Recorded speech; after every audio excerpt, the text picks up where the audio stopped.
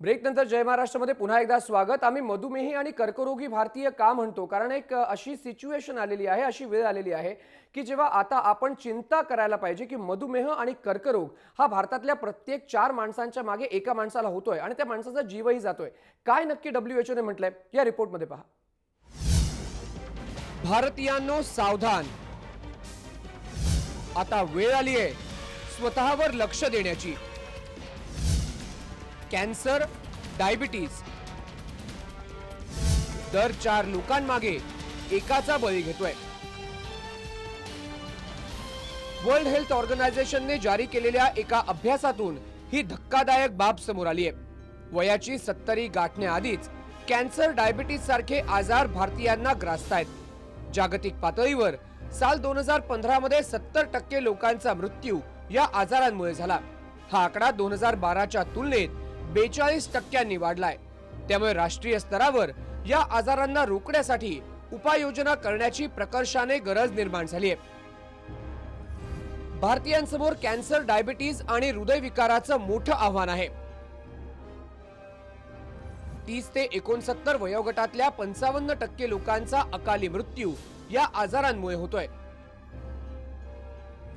तरुण आणि कार्यक्षम वयोगटच या आजारांना बळी पडतोय। भारतासारख्या विकसनशील देशासाठी अधिकच काळजीची गोष्ट आहे, कारण कार्यक्षम लोकसंख्या ही भारताची सर्वात मोठी साधन संपत्ती। फक्त भारतच नाही तर कॅन्सर, डायबिटीज आणि फुफ्फुसांच्या आजाराचं अख्ख्या जगासमोर आव्हान उभं राहिलंय। त्यामुळे शाश्वत विकासाची वाट धरू पाहणाऱ्या देशांसाठी ही मोठी डोकेदुखी येणाऱ्या काळामध्ये ठरणार आहे। त्यामुळे जागतिक पातळीवर या आजारांना आवर घालण्यासाठी प्रयत्न होणं गरजेचं आहे। या बाबतीत भारतानं सगळ्यांच्या आधी एक पाऊल टाकलंय। 2025 पर्यंत या आजारांनी होणाऱ्या मृत्यूचं प्रमाण 25% कमी करण्याचं उद्दिष्ट भारताने ठेवलंय। सरकारी पातळीवर हे प्रयत्न होतीलच, पण आपणही आपल्या आरोग्याची काळजी घेण्याची गरज आहे। मानसी देशपांडेसह ब्युरो रिपोर्ट, जय महाराष्ट्र, मुंबई। तर तुम्ही पाहिलत मधुमेही आणि कर्करोगी भारतीय का म्हणतोय। आपण डॉक्टर महेश पडसलगे आणि डॉक्टर राकेश यांच्याशी चर्चा करणार आहोत। डॉक्टर राकेश, आपण मगाशी म्हणत होतो की महिला आणि पुरुष यांना होणारे कॅन्सर, एकतर तंबाखूमुळे होणारा कॅन्सर, माउथ कॅन्सर किंवा इतर कॅन्सर, आणि महिलांना होणारा कॅन्सर तो म्हणजे सर्व्हायकल असू दे किंवा ब्रेस्ट कॅन्सर। मात्र याची लक्षणं काय आहेत? काय लक्षणं आली तर रुग्णांनी जे आहे ते डॉक्टरकडे जायला पाहिजे, चेकिंग करायला पाहिजे? तोंडाच्या कॅन्सरचे लक्षणं म्हणजे जखमा होणं, जिभेवरची जखम, गालात जखम, गिळायला त्रास होणं, वजन कमी होणं, भूक नाही लागणं आणि थकवा येणं। कुठेही शरीरात असणारी गाठ, म्हणजे स्तनात गाठ आहे, अंघोळ करताना जर ती लागली तर लगेच त्वरित आपल्या डॉक्टरांकडे जावं, सल्ला घ्यावा आणि त्याची बायोप्सी म्हणून एक चाचणी असते ती करून घ्यावी। ते केल्यावरती आपल्याला कळतं की कॅन्सर आहे किंवा दुसरी कुठली रोग आहे, TB आहे वगैरे। हे झाले कॅन्सरचे कॉमन असणारे लक्षणं। आता अजून एक गोष्ट जी मी डिस्कस करू इच्छितो ते म्हणजे कॅन्सर प्रिव्हेंट कसं करता येईल। तर कॅन्सर प्रिव्हेंशनसाठी सर्वात महत्त्वाची गोष्ट काय असते की लाईफस्टाईल। डॉक्टर महेश पण सांगतील की जी लाईफस्टाईल चांगली जगण्यासाठी आपल्याला डायबिटीज कंट्रोल करायला हवा, तशीच लाईफस्टाईल चांगली जर जगलो तर कॅन्सरलाही सेम त्याचा फायदा होतो। बरोबर, कॅन्सरलाही फायदा होतो, पण आपली लाईफस्टाईल। आपण जर डॉक्टर महेश, सगळ्यात महत्त्वाची गोष्ट म्हणजे आपण वाटेल ते खातो, वाटेल तेव्हा खातो, वाटेल तेवढं खातो, प्रचंड प्रमाणात गोड, प्रचंड प्रमाणात तिखट, आपल्या झोपेच्या वेळा आपण मॅच करत नाही, एक्सरसाइज अजिबात कोणी करत नाही। ह्या सगळ्या गोष्टींचा एक कलेक्टिव्ह म्हणजे डायबिटीज असं आपल्याला साधारण ढोबळ मानाने म्हणता येईल। डॉक्टर महेश, तुम्हालाच आहे, म्हणजे हे सगळं जेव्हा आपण जंक फूड खातो, बाहेर खातो, सगळं खातो, याचा एक कलेक्टिव्ह झालं की कुठेतरी आपल्याला जे आहे ते बॉडीमध्ये त्रास होणार आणि मग त्याच्यानंतर रिझल्ट काय, तर डायबिटीजकडे झुकतो। तर काय काय लाईफस्टाईलमध्ये चेंजेस करावे किंवा खाण्यापिण्यामध्ये चेंजेस करावे? मयांक ॲक्च्युली असं आहे ना की आपण झोपण्यापासून ते दुसऱ्या दिवशी झोपेपर्यंत बऱ्याच काही क्रिया आपण करत असतो। त्यामध्ये महत्त्वाचं म्हणजे झोपसुद्धा इम्पॉर्टंट आहे। आता आपण आज मुंबईमध्ये राहतो, प्रत्येक माणसाला घरी यायला आणि ऑफिसमधून जायला कमीत कमी सकाळी 1-2 तास आणि संध्याकाळी 1-2 तास लागतात. मुंबईमध्ये मला असं वाटतं की झोप खूप कमी घेतात लोक. झोपेचं पण खूप इम्पॉर्टंट रिस्क फॅक्टर आहे डायबिटीजमध्ये, ज्याच्यामध्ये आपण जर 5 तासापेक्षा कमी झोपत असेल किंवा कुणी 9 तासापेक्षा जास्त झोपत असेल तर ह्या दोन्ही माणसांना डायबिटीज होण्याचं कारण असतं. ज्यावेळेस आपण झोपेतून सकाळी उठतो त्यावेळेस एक्झरसाईज करणं किंवा व्यायाम करणं. आता व्यायाम कुठले करावे ह्याच्यामध्ये काही असं तंतोतंत लिहिलं नाही, पण कुणाला प्रत्येकाच्या ऐपतीनुसार कुणाला जर समजा चालायला आवडत असेल तर चालायला जावं, अर्धा तास व्यायाम करणं किंवा सूर्यनमस्कार घालणं किंवा योगा करणं, ह्या सगळ्या कुठल्याही गोष्टी, स्विमिंग करणं, पोहायला जाणं, ह्या सगळ्या गोष्टी एक्झरसाईज करणं इम्पॉर्टंट आहे. महत्त्वाचं म्हणजे जेवणाच्या वेळा पण महत्त्वाच्या आहेत. सकाळी ब्रेकफास्ट थोडासा जास्त घेणं बरंच इम्पॉर्टंट आहे, कारण बऱ्याच वेळा असं होतं की आपण सकाळी खात नाही, दुपारी थोडं खातो आणि नंतर पूर्ण रात्री आल्यानंतर भरपूर एकत्र खातो. तर ज्यावेळेस दिवसभर आपण उपवास करतो आणि संध्याकाळी एकदा बसतो त्यावेळेस जेवढी भूक असते त्याच्या डबल खात असतो आपण. त्यामुळं माणसाचं ओबेसिटी, लठ्ठपणा वाढतं. कामामध्ये स्ट्रेस आहे, कामाचा स्ट्रेस पण आहे, घरचा स्ट्रेस आहे. हा स्ट्रेस पण खूप इम्पॉर्टंट महत्त्वाचा रिस्क फॅक्टर असू शकतो. दुसऱ्या गोष्टी सवयी आल्या. सवयीमध्ये जसं आज आपण डायबिटीज आणि कॅन्सर ह्या दोन्हींचं कॉम्बिनेशन करून जर बघितलं तर दोन्हीमध्ये बऱ्याच गोष्टी साम्य आहेत. तर तुम्ही लठ्ठ माणसांमध्ये जर कॅन्सरचं प्रमाण बघितलं तरी जास्त आहे, लठ्ठ माणसांमध्ये डायबिटीजचं प्रमाण बघितलं तरी जास्त आहे. तर ह्याच्यामध्ये साम्य असं आहे की ज्या लोकांना झोप कमी असेल किंवा खूप झोपत असेल त्यांना कॅन्सर होतो. ज्या माणसांचं खूप लठ्ठपणा असेल त्यांना मोठ्या कोलॉनचा कॅन्सर होऊ शकतो. तसंच स्मोकिंगचं दुसरी एक गोष्ट आहे. स्मोकिंगमध्ये डायबिटीजच्या पेशंट्समध्ये स्मोकिंगमध्ये 3 ते 4 पटीनं हार्ट अटॅक येण्याचे चान्सेस वाढतात. तसंच स्मोकिंगमुळं पूर्ण शरीरामध्ये फक्त लंग्सच नसून इसॉफेगसपासून ते पूर्ण पँक्रियाज असो किंवा लिव्हरचा पण कॅन्सर त्याच्यामुळे होऊ शकतो. तर बऱ्याच गोष्टीचे साम्य आहेत. तर कॅन्सर प्रिव्हेन्शन करण्यासाठी किंवा डायबिटीज प्रिव्हेन्शन करण्यासाठी लाईफस्टाईल इम्पॉर्टंट आहे. आपलं वजन काबूमध्ये ठेवण्याची गरज आहे, ज्याला आपण BMI म्हणतो, तो 25पेक्षा कमी, 25पेक्षा कमी ठेवण्याची गरज आहे. डॉक्टरांनी जर व्यवस्थित औषधं सांगितले असतील तर ते टाईम टू टाईम घेणं डायबिटीजच्या पेशंटला ते पण गरजेचं आहे. आणि दुसरी गोष्ट दारू पण एक खूप इम्पॉर्टंट आहे. दारूचे तर खूप एकदम चांगले वेगळे अँगल आहेत. जर तुम्ही डायबिटीजमध्ये दारू पाहाल तर थोडीशी दारू पिणं डायबिटीजच्या पेशंटला खरं तर चांगलं असतं. तर आणि त्याच्यामुळं आपल्याला हार्ट अटॅक येण्याचं प्रमाण पण कमी होऊ शकतं. पण त्याची दुसरी वाईट बाजू अशी आहे की आपण थोडीशी दारू प्यायला रेग्युलर जर चालू केलं तर त्यामुळं भरपूर सारे कॅन्सर पण वाढू शकतात. तर आम्ही प्रत्येक कुठल्याही पेशंटला ज्यावेळेस दारू पिऊ का म्हणून विचारलं तर आम्ही सांगतो की नाही प्यायचं.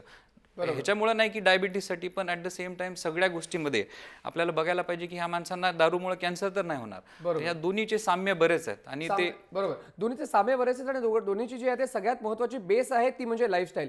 पण डॉक्टर राकेश, एक महिलांच्या बाबतीत जर आपण म्हटलं तर बऱ्याचशा महिला आता ज्या आहेत त्या समोर येतात ज्यांना अचानक ब्रेस्ट कॅन्सर होतोय. तुम्ही जसं म्हणालात की काहीच जे आहे ती लक्षणं दिसत नाहीत पण ब्रेस्ट कॅन्सर होतो. प्रामुख्याने असं का होतंय? ह्याचं काय असं स्पेसिफिक कारण नाही आहे. ह्याला मेन कारण असतं जेनेटिक. जे एखाद्या व्यक्तीमध्ये जेनेटिक म्युटेशन्स होतात आणि त्याच्यामुळे कॅन्सर्स होतात. तर हे का होतात? पोल्युशन किंवा ओव्हरऑल एन्व्हायरमेंटल पोल्युशन हे याच्यातलं मेन एक रिस्क फॅक्टर आहे, जे बेसिक सटल म्युटेशन जे असतात ते ऑब्व्हियस अवॉइड करतात आणि म्हणून ब्रेस्ट कॅन्सर होण्याचं प्रमाण वाढलेलं आहे. प्लस ब्रेस्ट कॅन्सर फॅमिलियलसुद्धा असतो. म्हणजे एखाद्या फॅमिलीमध्ये स्त्रियांना ओव्हरीज, कोलॉन आणि ब्रेस्ट ह्या तिघं कॅन्सर्स त्यांच्या जनरेशन्समध्ये आजीला झाला, मुलीला झाला, मग नातीला झाला, असं होतं. तर अशा हाय रिस्क केसेसमध्ये आम्ही त्यांना रेग्युलरली मॅमोग्राफी, सोनोमॅमोग्राफी, कोलॉनोस्कोपी वगैरे करायला सांगतो. अदरवाईज नॉर्मल स्त्रियांनी 40 नंतर मॅमोग्राफी आणि सोनोमॅमोग्राफी दर वर्षातनं एकदा करायला पाहिजे आणि ती जवळजवळ वयाच्या 65व्या वर्षापर्यंत करायला पाहिजे. तसंच एकदा तुम्ही सेक्शुअली ॲक्टिव्ह झालात की त्याच्या 3 वर्षानंतर पॅप्समियर करायला पाहिजे आणि कंटिन्यूस 3 पॅप्समियर निगेटिव्ह आले 3-3 वर्षात, तर मग ते पॅप्समियर 4 वर्षातनं एकदा वयाच्या 50पर्यंत करायला पाहिजे.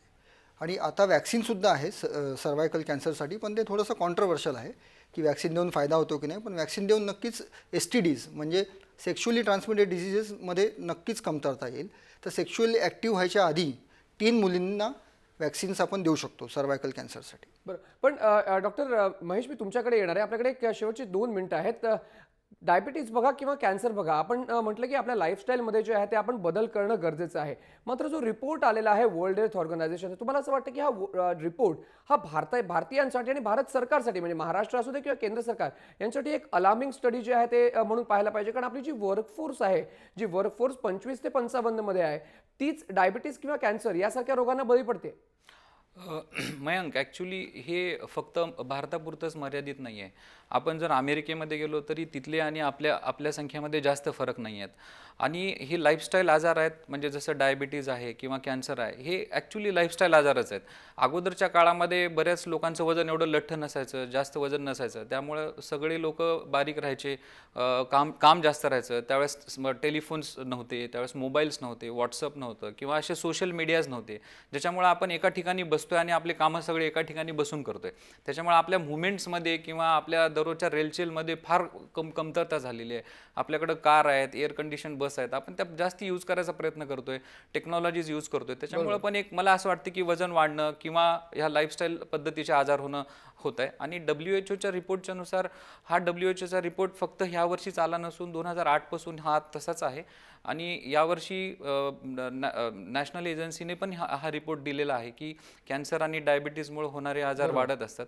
आणि हे वाढू नये म्हणून डायबिटीजच्या जसं डॉक्टर राकेशनी सांगितलं, कॅन्सरमध्ये स्क्रीनिंग करणं खूप गरजेचं आहे. आणि लवकरात लवकर जर कॅन्सरचं आपण निदान केलं तर लवकरात लवकर आपण त्याला थांबवू शकतो. तसंच डायबिटीजमध्ये ABCDES असं मी सांगतो माझ्या पेशंटना.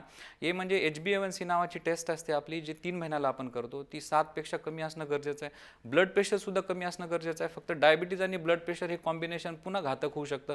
त्यासाठी 130/80-90च्या आसपास आपलं ब्लड प्रेशर असायला पाहिजे. कोलेस्ट्रॉलमध्ये कंट्रोलमध्ये आला पाहिजे, ज्याच्यामध्ये खराब कोलेस्ट्रॉल LDL नावाचं कोलेस्ट्रॉल असतं ते 100पेक्षा कमी असायला पाहिजे.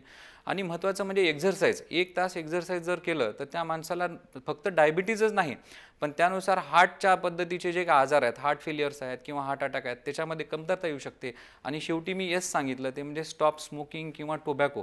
म्हणजे टोबॅको खाणं किंवा स्मोकिंग करणं, ह्या दोन्ही गोष्टी म्हणजे आपल्याला जे आहे ते जर चांगलं आयुष्य जगायचं असेल तर आपल्याला आपल्यावरती सुद्धा कंट्रोल ठेवायला हवा. हाच सगळ्यात महत्त्वाचा या ठिकाणी प्रश्न आहे. डॉक्टर महेश पडसलगे आणि डॉक्टर राकेश बडे, तुम्ही स्टुडिओमध्ये आलात त्याबद्दल तुमचे धन्यवाद. डॉक्टर आयशा, आपल्याकडे वेळ कमी आहे, गोष्ट फक्त सांगायची आहे, म्हणजे याच्यावरनं मी एक आव्हान सरकारला करू इच्छितो आजच्या या प्रोग्रामवरनं, की आपलं जे per capita GDP health spending आहे ते जगातलं सगळ्यात कमी आहे, one of the lowest in the world. आपण फक्त 2.5% ऑफ GDP हा आरोग्यावरती खर्च करतो. अमेरिकेत हाच आकडा 14% आहे, चायनामध्ये 7% आहे. बरोबर. तर वी शुड इन्क्रीज दिस. त्याच्याशिवाय ह्याच्यामध्ये कमतरता येणं मुश्किल म्हणजे सरकारने हेल्थकेअर वरचा जो एक्सपेंडिचर आहे तो वाढवला पाहिजे, जेणेकरून आपण हेल्थकेअर जे आहे ते देशामध्ये चांगलं करू शकतो. आणि जेणेकरून ज्या आजार होत आहेत ते आजार प्रिव्हेंट होऊ शकतात आणि किंवा कमतरता येऊ शकते. आणि ज्या प्रकारे सरकार काम करेल, डॉक्टर्सही आहेत, मात्र स्वतःही तुम्ही, आम्ही सगळ्यांनी आपलं एक रेग्युलर रुटीन फॉलो केलं पाहिजे. आपण आपल्यावरती कंट्रोल ठेवला नाही तर आपण आजारांना स्वतः आमंत्रण दिल्यासारखं आहे. डॉक्टर राकेश आणि डॉक्टर महेश, तुम्ही स्टुडिओमध्ये आलात त्याबद्दल तुमच्या दोघांचे धन्यवाद. जय महाराष्ट्राच्या या विशेष कार्यक्रमामध्ये वेळ झालेली आहे इथेच थांबण्याची. ताज्या अपडेट आणि घडामोडींसाठी तुम्ही पाहत राहा जय महाराष्ट्र.